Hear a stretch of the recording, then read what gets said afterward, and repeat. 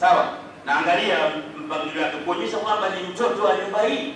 Wasia amewapa wanawe kungali mapema kabla hajawa na hali lolote itakalonipata wanangu, baba yangu kwa sasa hivi nani? Sayyid Uthman. Sawa, hayo ndio maagizo katoa mapema. Lolote wanangu. Sawa, hivi mnaona niko hai natembea nikirudi. Mimi sasa hivi ni mtoto wa nani? Wa Sayyid Uthman, na siku nikifa wakujua nizikwe wapi sio yoyote katika nyinyi. Ni nani? Sayyid Uthman.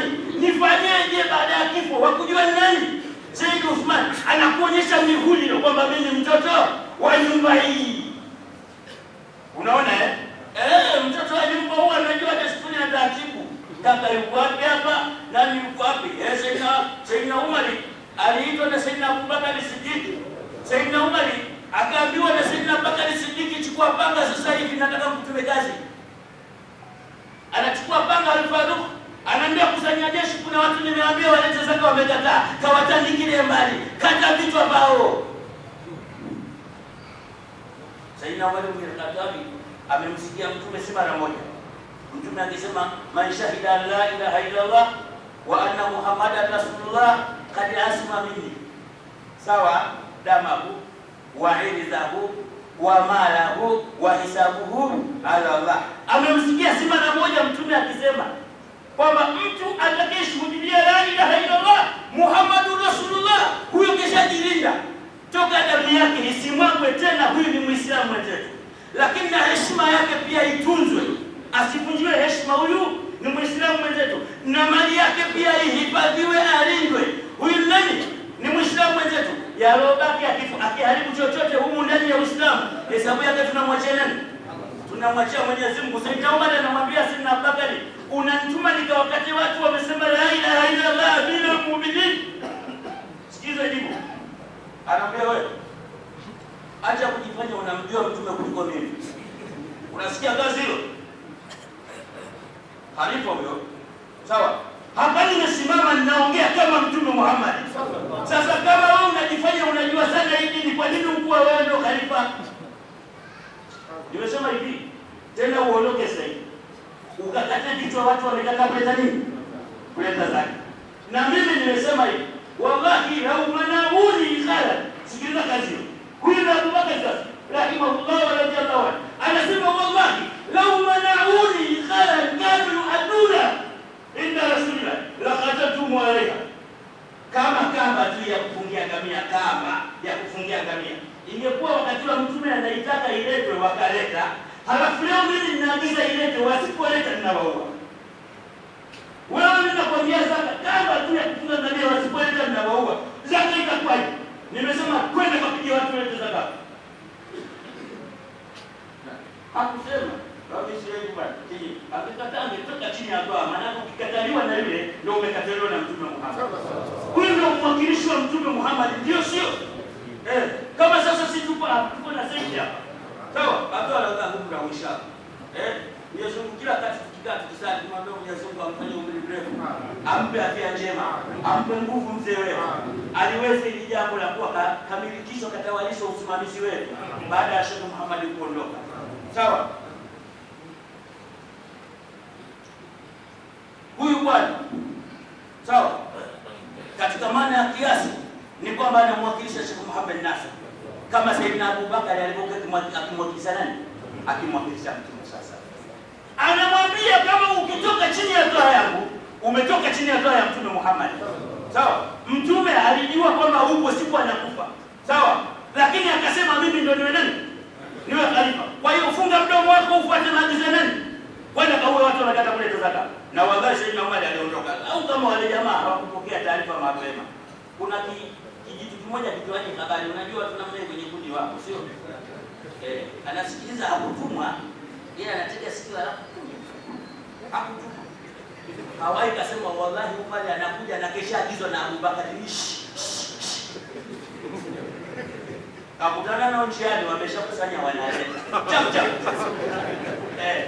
Ndio salama hiyo, wamekusanya wanaleta. Chap. Unaona? Sheikh Ramadhani kaijua hadhi ya mtu alioachwa na Sheikh Muhammad Nasr. Anawaambia wanawe chochote kitakachokuwa juu ya mimi, toka mwili wangu, toka mali yangu, na nyinyi watoto wangu, Mtawala wetu nani? Said Uthman. Kwa ni wasia kautoa mapema kabisa kabla hali yake haijawa ngumu wala hajapata matatizo yoyote. Ni watu wanaotakiwa kuwa anajaribu kuonyesha anakaza hukumu juu ya maisha yake kwamba anataka kufa akiwa chini ya nani? Chini ya Sheikh Mohamed Nasr. Na sasa hivi bendera yote ya tarika Sheikh Mohamed Nasr inabebwa na nani? Na Said Uthman. Kwa hiyo tuangalie hata sisi hapa. Maana kuna mchezo watu wanawasikia hivi. Bwana anatoa amri, watu hukaa chini na wakati wa sheikh mkaa tufanye hivi. Wakati wewe mtakutukana. Acheni mawazo ni ya kishetani hili. Acheni kabisa yani. Asithubutu mtu huyu bwana kutoa agizo yake. Anatoa amri anataka kufanya nini?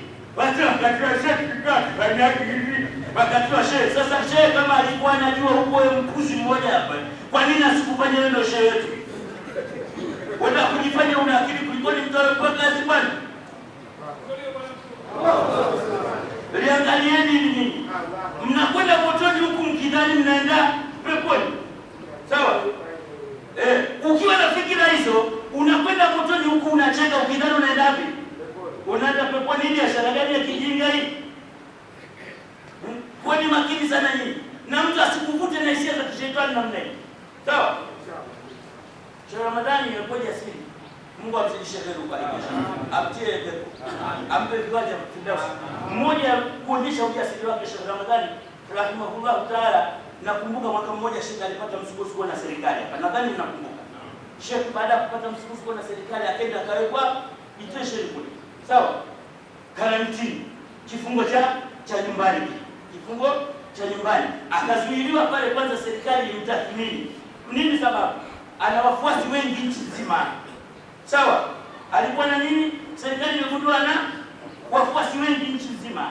Halafu wafuasi wenyewe ni aina kwa aina. Yaani humo kwenye wafuasi wake wanajeshi wamo, polisi wamo, afisa usalama wamo. Unaona? Serikali lazima iwe na akili. Kwamba huyu mtu kama ana tamaa ya dunia anaweza kuwatumia wakati wa kuruhusu. Hofu yao ilikuwa hiyo. Sawa, mtu anakundi na watu mamilioni nchi nzima, lakini mchanganyiko sasa. Wanajeshi wamo, polisi wamo, maafisa usalama wamo, raia wa kawaida wenye msimamo thabiti wanaompenda Sheikh akisema wanafanya pia wamo. Sawa? Serikali kwa inabidi mtu afuatilie vizuri kwa sababu kama akiwa na mawazo ya tamaa za kisiasa, huyo anaweza kupindua serikali. Kwa usalama akamchukua akamweka kizuizi. Ukatoka ushaitani kizuizi kile kilikuwa ni ukwao kule Zanzibar, sio? Ushaitani ukatokea bara, kwa lazima tuseme ukweli, si ndio? Ni bara. Mimi desturi yangu nikiamua kusema ninasema wewe ukiruna una hichi ukifurahi pia sawa. Sawa? Ati Muhammad. Ulitokea mkutano ukaitwa hapa na mkazi mmoja kilichompata kichwani anakijua mwenyewe, akaona bundo wakati wa kuwa shehe mkubwa. Sawa? Akaitisha mkutano ule ukaitikiwa na katika wale waliohudhuria ni Sheikh Ramadhani. Yule bwana akatoa fikira akasema jamani Sheikh yashamkuta aliyomkuta na wote mnayajua. Sawa? Sheikh keshatiwa mkononi mwa serikali, sasa hivi hawezi kurudi tena huku. Kwa hiyo karudishwa kwao na kafungiwa kule. Sasa nimekuiteni tuchague Sheikh sasa wa huku. Lesha bila kuvuka ile tefu. Nimekuiteni tufanyeje? Tuchague Sheikh wa huku. Umesikia kazi? Mliji hao au mliji Sheikh wangu. Sawa? Sheikh wao yuko hai hajafa. Wameamua madamu kafungwa, sasa wanatakiwa kuwa nani wao? Wawe mashehe. Sasa anaitisha mkutano achaguliwe rasmi. Ili msije mkasema akajichagua sasa nimechaguliwa. Sio? Basi hapo mjomba, hapo rafiki yangu hapo ndio utamjua Sheikh Ramadhani bin Qasim. Hapo kwenye kikao hicho. Kwamba yani wewe mkutano unaotiza pande wa kishetani namna hii. Hata kwa sababu Sheikh yuko Zanzibar. Sasa wewe hapa bara unataka tuchague Sheikh. Kwa hiyo wakati ule Sheikh alikuwa bara hapa. Zanzibar hakuwa na muridi. Swali la kwanza aliuliza. Sheikh alikuwa bara. Leo karudi Zanzibar wewe unashangaa kwamba maadamu kaondoka huko hatuna Sheikh. Sheikh alipokuwa hapa Zanzibar hakuwa na muridi. Jibu ikawa wapo. Kwa hiyo wale wakati ule kwa vile Sheikh alikuwa bara, kule walikuwa hawana kwa akili yako wewe. Je, walishawahi kuitisha mkutano wachague shehe kule kwa kile shehe yuko bara? Hapana. Hii ufike na kibilishi umeitoa wapi? Ya kwamba sasa katoka hapa Tanzania kaenda kaenda Pwani, Zanzibar. Sasa huku hakuna shehe. Wao tuchague shehe. Mwanzo umetoa wapi? Wale wenzetu wa Zanzibar shehe yuko huku. Wameridhika kuwa ni shehe wao kwa sababu umbali haufanye mtu kutokuwa shehe wa mtu.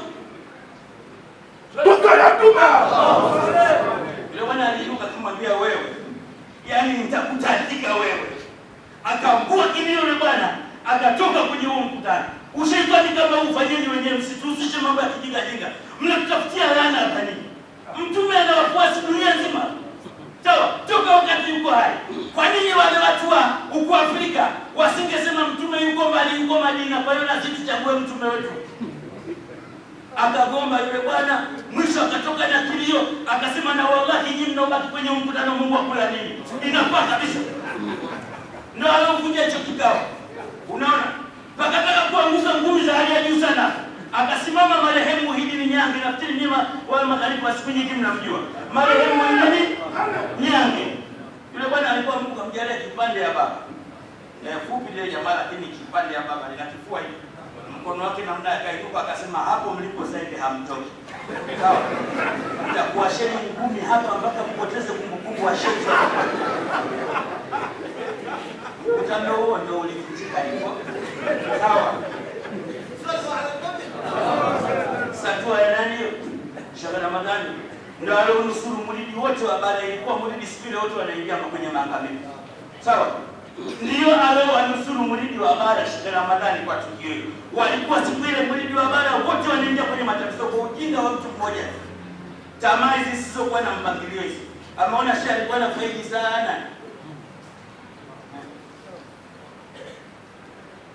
Lakini Sheikh Ramadhani ameonyesha ile adabu zake za kitasawufu, adabu zake za kisheria, adabu zake za kimalezi, adabu zake za kiimani. Akavunja hiyo fitina alhamdulillah, mpaka Sheikh kamaliza vurugu zake hizo walizomfanyia serikali, akashinda zile kesi, Mwenyezi Mungu akamrudisha na ikawa muridi kawakuta salama. Maana kumbe aliondoka akawaacha chini ya mikono salama ya wanaume kama hao. Unaona? Ni Sheikh Ramadhani bin Qasim ambayo tunafanya visomo hapo kwa sababu yake. Je, unaonaje hapo? Kuna mushkeli hapo? Tunachofanya ni nyongeza tu, hakuna anayetosheka kwa amali nzuri mbele ya Mwenyezi Mungu.